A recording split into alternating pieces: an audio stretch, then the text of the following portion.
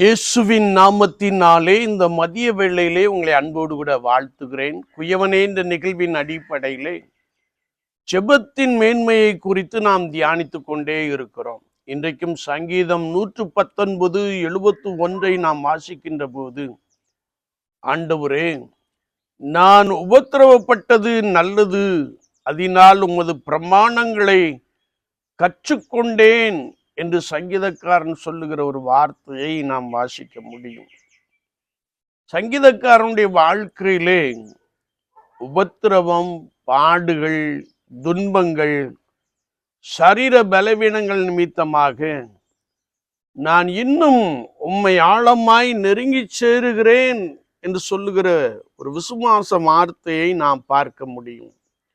கர்த்தராகிய தேவன் ஒரு விசை சிங்கத்தின் வாய்க்கு என்னை தப்புவித்தார், இன்னொரு விசை கரடிக்கும் என்னை தப்புவித்தார். சவுல் ராஜா தன்னுடைய சேனைகளின் வீரர்களோடு கூட ஒவ்வொரு வனாந்தரமாய் என்னை தேடி அலைந்த பொழுது சவுல் ராஜாவுக்கும் என்னை தப்புவித்தார்.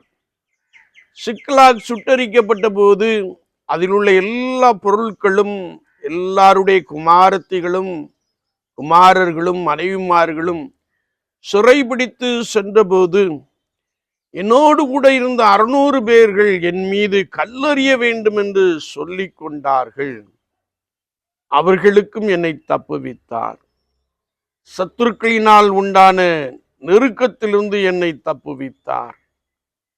சில வேளைகளிலே மரண அலைகள் என்னை சூழ்ந்து கொண்டது, பாதாள கட்டுகள் என்னை சூழ்ந்து கொண்டது. நான் மிகவும் நெருக்கப்பட்ட போதெல்லாம், நான் மிகவும் துன்பப்பட்ட போதெல்லாம், நான் பாடுகளுக்குள்ளும் உபத்திரவத்திற்குள்ளும் வேதனைகளுக்குள்ளும் கடந்து சென்ற போதெல்லாம், இவைகள் எல்லாவற்றின் மத்தியிலும் உமது பிரமாணங்கள் எனக்கு கீதங்கள் ஆயின. நான் உபத்திரப்பட்டது நல்லது, அதனால் நான் உம்மை இன்னும் ஆழமாய் நெருங்கி சேர்ந்தேன். ஏனென்றால் உமது ஜீவ வார்த்தைகள் என்னை உமக்கு ஆழமாய் வழிநடத்தின என்று சொல்லுகிற ஒரு அனுபவத்தை நாம் பார்க்க முடியும்.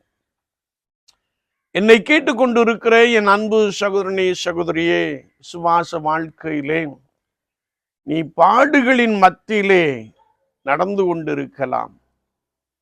பள்ளத்தாக்கிலே நீ நடந்து கொண்டிருக்கிற ஒரு நபராய் காணப்படலாம். வியாதி நிமித்தமாய் மரண அலைகள் உன்னை சூழ்ந்து கொண்டிருக்கலாம், அல்லது சத்ரு உன்னோடு கூட போராடி கொண்டே இருக்கலாம். ஆனால் இவைகள் எல்லாவற்றின் மத்தியிலும் நீ கர்த்தராகிய இயேசு கிறிஸ்துவை உறுதியாய் பற்றி கொண்டிருக்கின்ற பொழுது, அவரையே நம்பி சார்ந்து வாழுகின்ற பொழுது, ஆண்டவருடைய ஜீவ வார்த்தைகளை பிடித்து கொண்டு நீ ஓடுகின்ற பொழுது, ஆண்டவர் உன்னுடைய வாழ்க்கையிலும் பலத்த அற்புதங்களை, பெரிய அதிசயங்களை செய்து உன்னை பலமாய் வழிநடத்த போதுமானவராக இருக்கிறார். அது மாத்திரமல்ல, நீ இப்படிப்பட்ட நெருக்கப்படுகின்ற காலங்களிலே அல்லது கடன் பிரச்சனையினாலே மூழ்கி போயிருக்கின்ற இந்த காலகட்டத்திலே நீ இன்னும் ஆண்டவருடைய வார்த்தையை பிடித்து கொண்டு, வாழ்வு தரும் ஜீவ வசனங்களை, பிரமாணங்களை பிடித்து கொண்டு கர்த்தராகிய இயேசு கிறிஸ்துவுக்குள் ஆழமாய் வேர் கொள்ளுகின்ற ஒரு அனுபவத்தை நீ பெற்றுக்கொள்ளுகிறாய். ஆண்டவர் அந்த அனுபவத்திலே உனக்குள் பெரிய அற்புதங்களை செய்கிறார். எனவேதான் சங்கீதக்காரன் சொல்லுகிறார், மரண அலைகள் என்னை சூழ்ந்து கொண்டது, கர்த்தரோ எனக்கு ஆதரவாய் இருந்தார் என்று சொல்லுகிற ஒரு வார்த்தையை நாம் பலமாய் வாசிக்க முடியும்.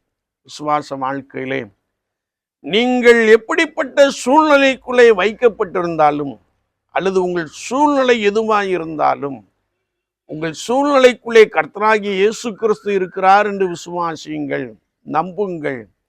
அவர் உங்களுடைய வாழ்க்கையிலே ஒரு பெரிய ஆச்சரியமான அனுபவத்தை கொடுக்கிறார். நீங்கள் கர்த்தராகிய இயேசு கிறிஸ்துவுக்குள் ஆழமாய் வேறு கொள்ளுகிற ஒரு அனுபவம், இன்னும் அவரை நெருங்கி சேருகிற ஒரு அனுபவத்தை ஆண்டவர் உங்களுக்கு நிறைவாய் கொடுக்கிறார். எனவேதான் சங்கீதக்காரர் சொல்லுகிறார், நான் உபத்திரவப்பட்டது நல்லது, அதனால் உமது பிரமாணங்களை கற்றுக்கொண்டேன் என்று சொல்லுகிறார். உபத்திரவத்தின் பாதையிலே நீங்கள் நடக்கின்ற பொழுது கர்த்தராகிய இயேசு கிறிஸ்துவின் வார்த்தைகள் உங்களுக்கு கீதங்கள் ஆயின, அந்த பிரமாணம் உங்களுக்கு கீதங்கள் ஆயின என்று எழுதப்பட்டு இருக்கிறது. எனவே நீங்கள் சோர்ந்து போக வேண்டாம். நீங்கள் இருக்கின்ற சூழ்நிலையிலே கர்த்தராகிய இயேசு கிறிஸ்துவை நோக்கி கூப்பிடுங்கள், அவரை நோக்கி விண்ணப்பம் பண்ணுங்கள். அவர் உங்கள் நடுவிலே பெரியவராக இருக்கிறார். அவர் உங்கள் இருதயம் அதிசயப்பட்டு பூரிக்குமான ஒரு பெரிய அற்புதத்தை செய்கிறார். ஆமீன், ஆமீன்.